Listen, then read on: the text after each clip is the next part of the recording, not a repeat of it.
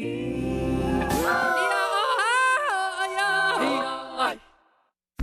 search continues for crew members of a Chinese ship that capsized in waters near Taiwan's Jingmen Islands.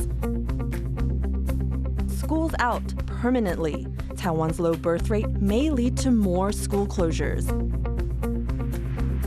TikTok may be running out of time. U.S. lawmakers take the first step to ban the app. Plus, where there's smoke, Taichung's fire department is using artificial intelligence to detect fires.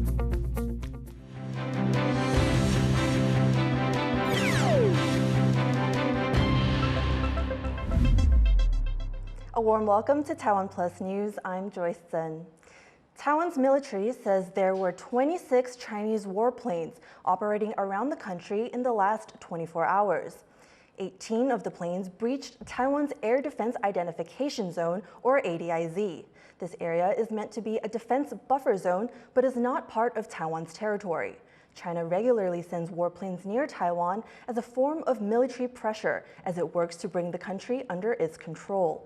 Taiwan's military says it deployed missile defense systems in response and is monitoring the situation.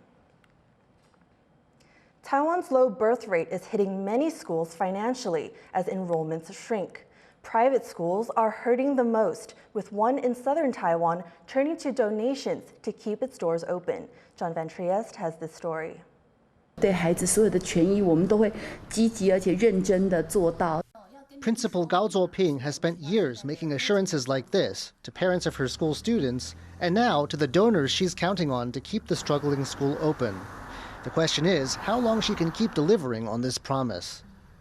Tongji High School has educated children in this part of Jiayi County in southern Taiwan for more than 60 years. In the past, enrollment wasn't a problem, and the private school was able to cover its expenses. But as Taiwan's birth rate has plummeted, the school is on the brink of closure. But the staff isn't giving up on the several dozen students that remain. The principal and teachers have worked 2 years without pay to keep the school running. And that's just the beginning of the sacrifices those who care about the school have made.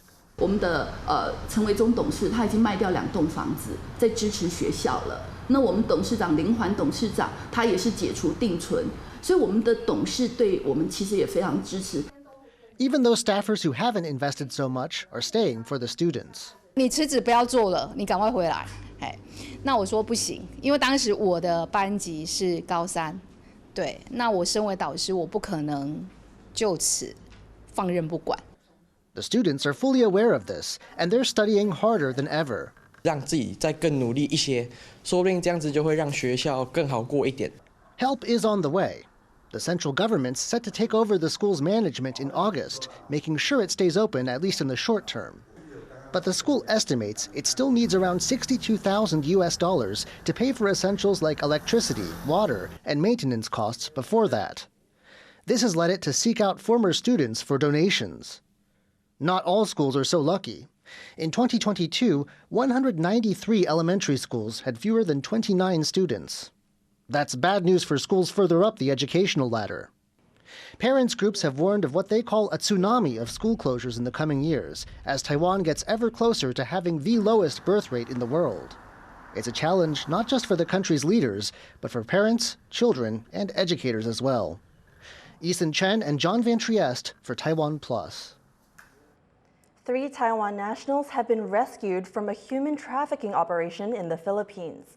Local authorities raided an offshore gambling company in the northern island of Luzon. The 3 Taiwanese were among 800 locals trafficked and forced to work in online scams. Philippine authorities were alerted when a victim escaped and reported the operation to nearby police. Scam operations are a growing problem in Southeast Asia. Hundreds of Taiwanese were lured to Cambodia in the last few years with fake job offers, but were forced to work in fraud schemes after they arrived. TikTok's future in the U.S. is uncertain after lawmakers took the first step that could ban the social media platform if it does not sever ties with China. Rosie Gredinger reports. The U.S. House of Representatives voting overwhelmingly in favor of a bill that could see TikTok banned in the United States, leaving the future of the social media platform in the country hanging in the balance. The fast-track bill gained bipartisan support, with 352 Congress members voting in favour and only 65 opposing, amid concerns the platform is a national security risk. TikTok is a threat to our national security because it is owned by ByteDance, which does the bidding of the Chinese Communist Party. Lawmakers say they fear the Chinese government could use the app to access Americans' personal data and influence their views. The bill will need to be passed through the Senate to be made into law. And should that happen, it would force Chinese parent company ByteDance to divest its assets in the United States within 6 months or face a ban in the country. But with no evidence of Chinese influence, Beijing has labelled this potential ban an act of bullying, while TikTok maintains their platform is not controlled by or tied to the Chinese Communist Party. Over the last few years, we have invested to keep your data safe and our platform free from outside manipulation. We have committed that we will continue to do so. Lawmakers in DC acknowledge the issue of protecting US data, but not all of Congress agree that a ban will make a difference. All of our social media platforms need to be treated equally and need to be treated the same way. And to single out TikTok in this way, we believe is dangerous and certainly against freedom of expression. Keep TikTok! Keep TikTok! The bill has prompted a strong response outside Capitol Hill. TikTok is one of the world's most popular apps with more than 170 million users in the US alone. Some users who've made a career from the app say they rely on the platform to maintain their income. This app is so much more than just an app for dumb TikTok dances. So when I hear these elected officials literally mock and make fun of TikTok and its creators, I'm disgusted. This is a life-changing app. So many people, not only 5 million small businesses rely on it, but 170 million people rely on this app for more than just their livelihood. They rely on this app for their mental health. Politicians in Washington have received large volumes of complaints from teenage users who oppose the legislation. Some say the result of this bill could impact how they vote in the upcoming US election. And with 40 million people in the country admitting to using the app daily, the issue has serious sway with young voters. The bill is expected to face tougher debate in the Senate. But President Joe Biden, who is up for re-election, has said that if it does pass, he will sign it into law. Dolphine Chen and Rosie Greninger for TaiwanPlus. Taiwan and China have launched a joint rescue operation in the seas near the outlying Jingmen Islands. This comes exactly 1 month since 2 Chinese fishers died in an incident with the Taiwanese Coast Guard. Rick Lauert is in Jingmen with this report. A rare sight. Chinese and Taiwanese boats working together, looking for survivors after a Chinese fishing vessel capsized near Taiwan's Jingmen Islands, just kilometers off the Chinese coast in waters claimed by both countries. 本署立即成立应变中心，指挥金马澎分署、金门巡防区以及海巡队派遣4艘巡防艇前往救援。 It's exactly a month since another capsized Chinese boat near Jinmen sparked an angry back and forth between Taipei and Beijing, a spike in tensions as China increasingly asserts its claim of sovereignty over the island nation. That incident involving Taiwan's Coast Guard left 2 Chinese nationals dead. Taipei says it was enforcing the law when the accident occurred. Beijing says Taiwan's government is to blame. These islands, closer to China than to Taiwan's capital, still bear the scars of previous conflicts between Taipei and Beijing. But Jinmen's proximity to the Chinese coast mean that some of Taiwan's strongest economic and personal ties are here. There's a strong desire among Jinmen's residents for an amicable relationship with China. Today's incident comes as a reminder that for all the rhetoric, Taiwan and China still share close ties in many areas, not just tightly intertwined economies. There's been more than 100 incidents of the 2 countries working together to save people at sea in the last 3 years. 完全一个人道方面一个处理，我们能够配合协助了，哪怕把这个捞上来以后，该要后续处理的，我们绝对是做人道方面的工作。 The search operation to bring everyone out of these waters continues here in one of the most politically sensitive parts of the world. A month since cross-strait ties faced a fresh threat. Signs today on these small islands of both sides willing to pull back from the brink. Justin Wu, Chi Hueo, and Rick Lauert in Jinmen for TaiwanPlus. New images show North Korea's leader, Kim Jongun, leading a major tank exercise demonstrating the country's military technology. It was Kim's third appearance at a military drill in just a week. It comes as the U.S. and South Korea wrap up 11 days of joint military exercises focusing on how to defend against an attack from North Korea. For more on the significance of the U.S. South Korea exercises, our reporter Jaime Ocon spoke to Jessica Taylor, a security analyst with the Atlantic Council in Washington, D.C. Is there anything significant or anything different from this year's exercises between the United States and South Korea compared to drills held in the past? We are seeing reports of just a slight difference, I think, is that the ROC in the U.S. have introduced a component where they are looking at missile interdiction and missile interdiction of cruise missiles specifically. And this is significant because there has been reports among the South Korean public about concerns of missile defense, possibly that we have currently not being enough to interdict North Korea's evolving missile capabilities. So I think this is displaying that the alliance is working towards ensuring that it's evolving its capabilities to make sure that it can meet the evolving threat that's coming from North Korea. And looking at the North Korean side, is this the type of response we were expecting from Kim Jongun in response to these joint military exercises? I think we're all holding our breath for provocations more so. And I think there's this anticipation, especially as we get closer to the U.S. presidential elections, that things will heat up then. I think this was a little bit more of a toned down response than what we were anticipating, but the truth of the matter is that we don't know. I've heard some reports that this maybe is because there's been a lot of military support going towards Russia. Some think maybe that there's a holdout from Kim Jong-un to wait as we get closer to the end of the year towards the U.S. presidential elections. But I was more so thinking that we might see missile launches. But the training necessarily, wasn't necessarily anticipating, tit for tat as some are seeing at different training exercises back and forth. Jessica, I just want to ask you, what happens now in the sense of now that these drills are done? Will talks resume between North and South Korea, or are we going to see more military drills going in the future?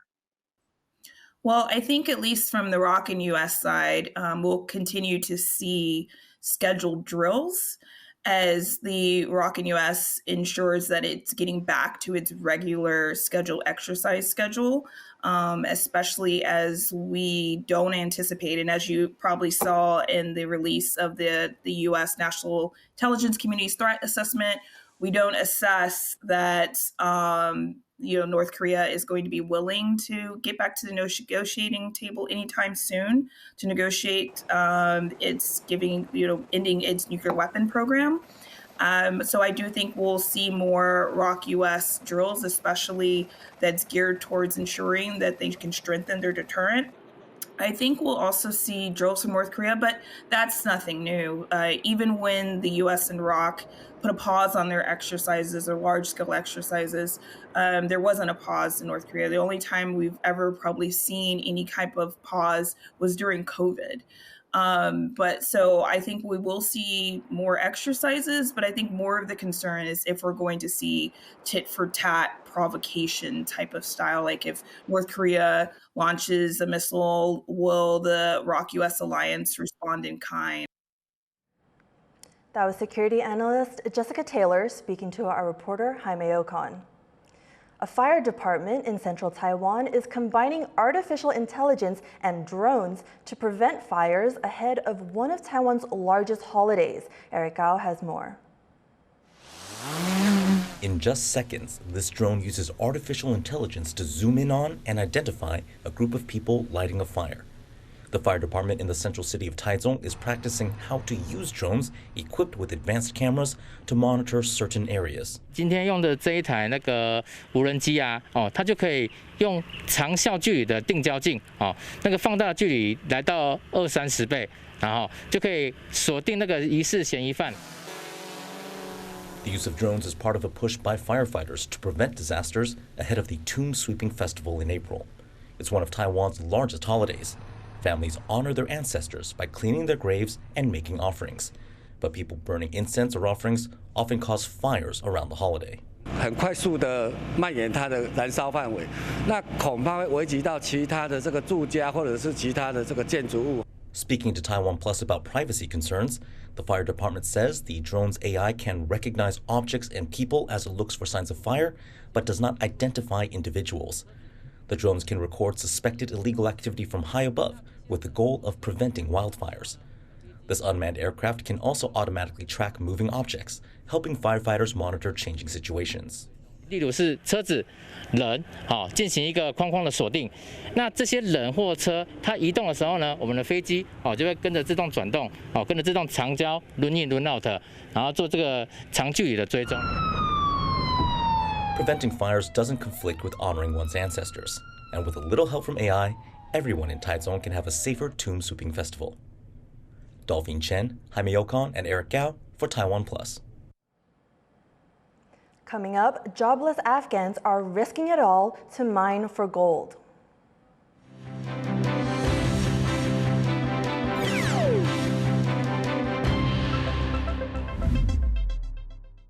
Start your weekend with a cup of coffee and a moment to reflect on what happened this week. Hello and welcome. We've got you covered, from defense and politics to high tech and the arts. Not just to Taiwan, the whole world is watching. You make the coffee, we make the news. Here's what happened on TaiwanPlus. For more stories from here in Taiwan and around the world, visit us on social media or follow our website at TaiwanPlus.com. In the face of adversity, the power of truth. A roadmap for a just and open world, charted by the freest country in Asia. Taipei for TaiwanPlus. TaiwanPlus News, a voice of freedom in Asia.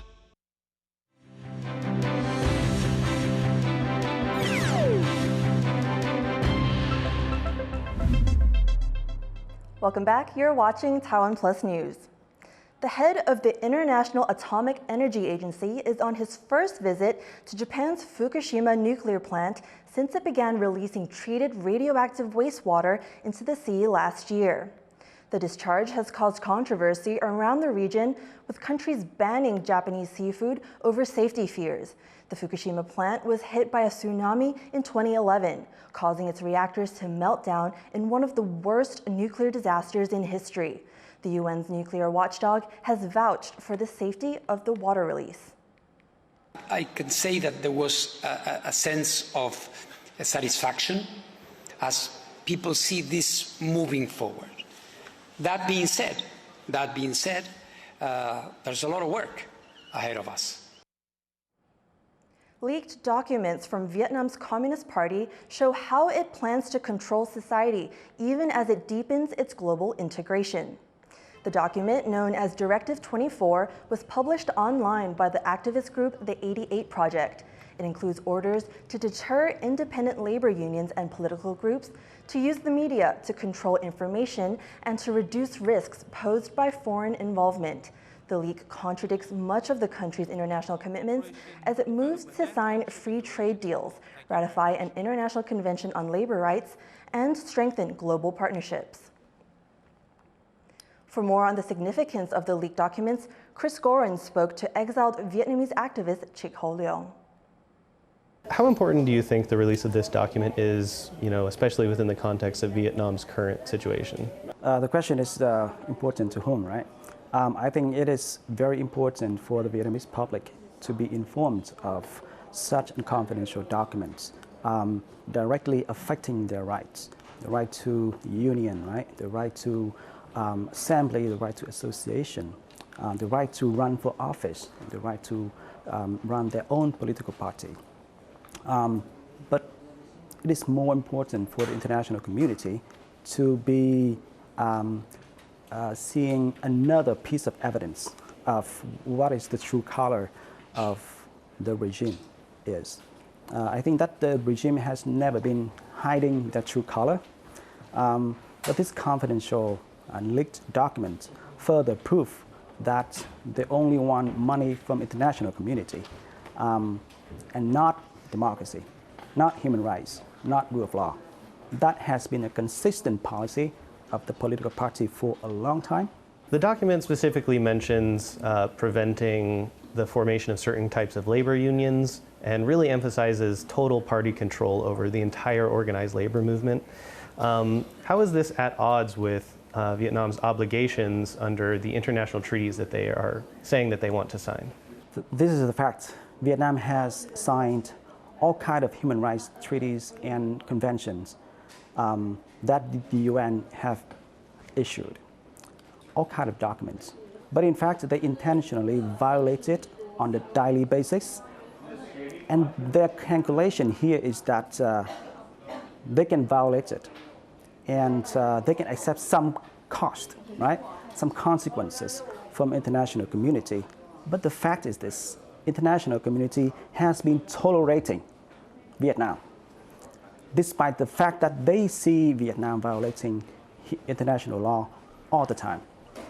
And not only that, they promoted Vietnam to the Human Rights Council of the United Nations. What does it say about international community?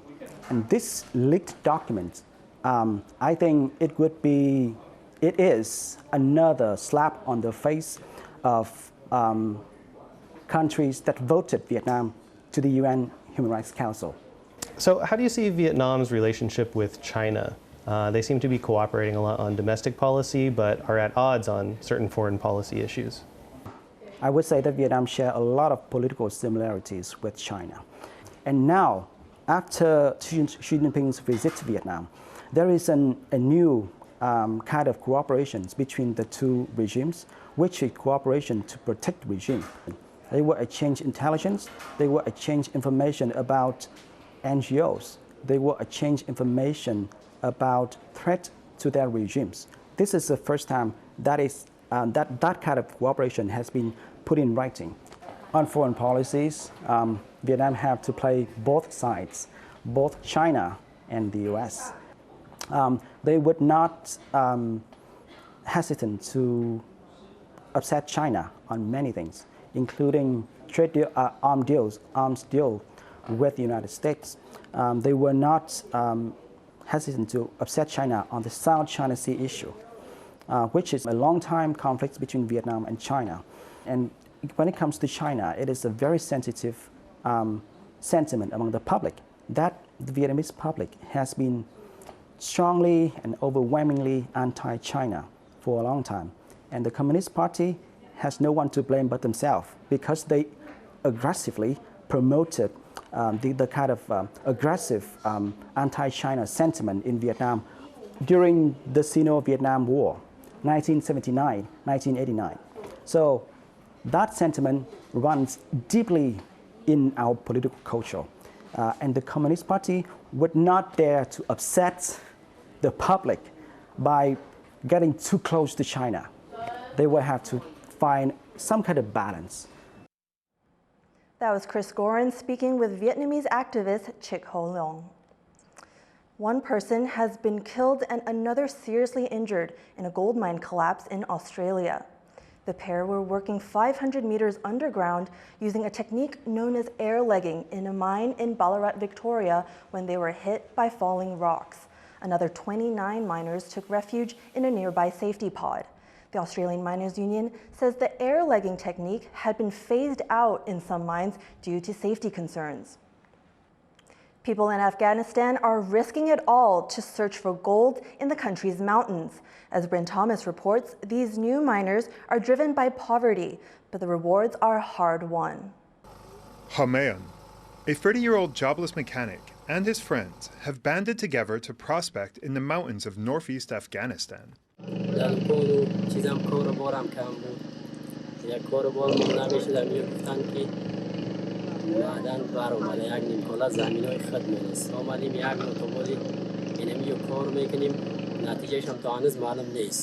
Although Afghanistan is a mineral-rich country, Years of war and instability have decimated its economy, which shrank by over 25% since the U.S. withdrew its forces in 2021.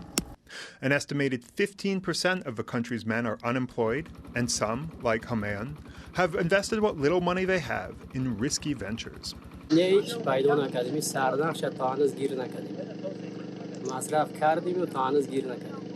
And it's dangerous, grueling work. Mines often collapse in Afghanistan, and prospectors are forced to improvise equipment. Hamean and his team lower the rocks they pull from their mine to a nearby river, pulverize them, then sift through the powder using carpets scavenged from old cars. After a bit of panning, they find some gold dust. Stuck in Afghanistan's spiraling economy, people like Hamean have few other options than to hold on to their faith and keep digging. Chris Ma and Bryn Thomas for TaiwanPlus. Scientists say sound may be the key to life for corals at risk of extinction. Researchers on the U.S. Virgin Islands played audio recordings of healthy coral reefs next to degraded ones. They found that larvae were more likely to settle close to the healthy sounds. These findings could boost coral regeneration and encourage new growth in declining reefs. Thank you for watching TaiwanPlus News. Before we go, check out these elephants enjoying a fruitful feast as Thailand celebrates its National Elephant Day. I'm Joyce Tseng. Take care and see you next time.